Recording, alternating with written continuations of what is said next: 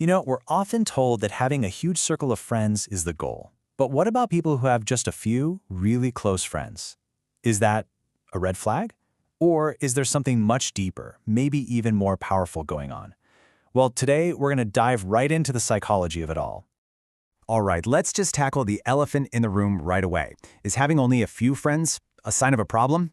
I mean, society pretty much drills into us that more friends equals more happiness, right?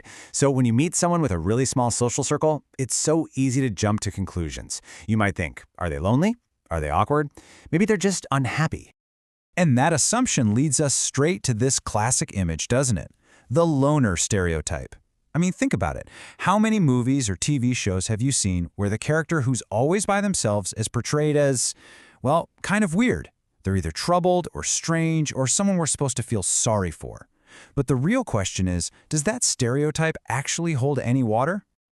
Okay, this right here is the absolute heart of the issue. The biggest mistake we make is confusing having few friends with being lonely. We just automatically link them together. But, as we're about to see, those two things, they are not the same. Not at all. So that's what we're going to tackle first. We're going to bust the loneliness myth. And the most important thing to understand is the difference between solitude that you choose and loneliness that's kind of forced upon you. One is fulfilling, the other is just painful. And this really breaks it down perfectly. Look at loneliness over on the left. It's described as a painful, negative state.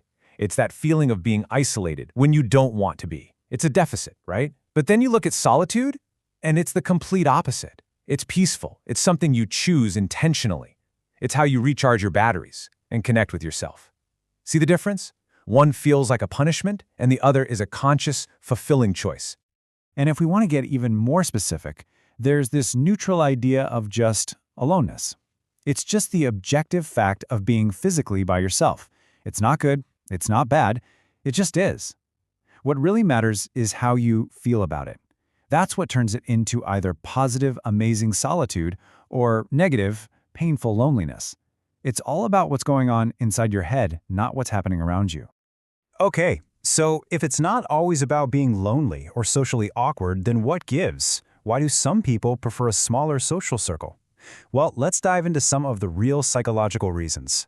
These aren't problems, they're just different ways of being wired. And here are some of the big ones. First up, introversion. For introverts, big social events can be totally draining. Solitude is where they recharge. Then there's high selectivity. It's not about being antisocial. It's about preferring deep, high-quality connections over a bunch of superficial ones. Quality over quantity, right? You've also got people with a really independent mindset.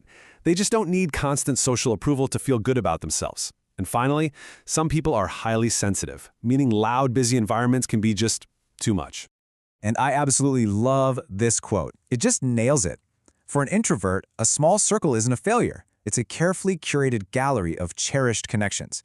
See, it's not a failure. It's a choice. It's about being a curator of your social life, carefully choosing who gets to be in your gallery. That's such a powerful way to think about it. All right, let's push this idea even further. What if having fewer friends isn't a weakness at all? What if it's actually a source of some really incredible, unexpected strengths?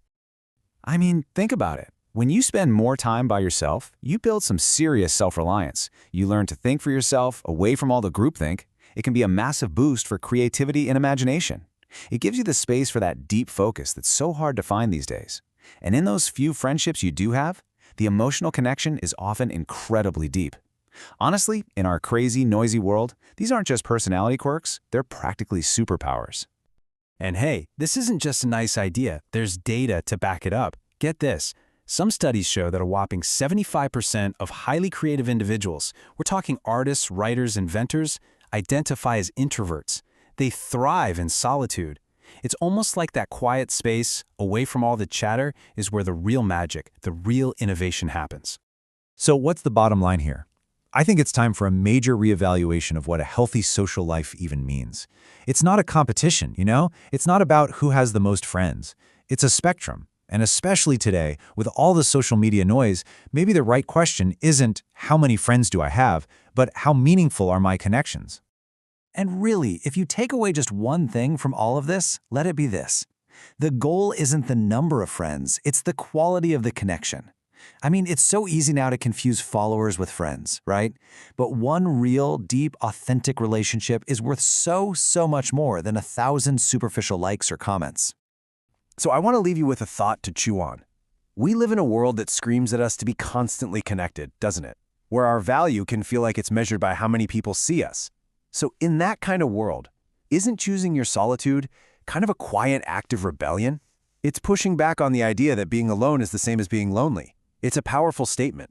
So maybe, in our noisy, hyper-connected age, choosing your moments of quiet isn't just a preference. Maybe it's the ultimate way to truly know yourself.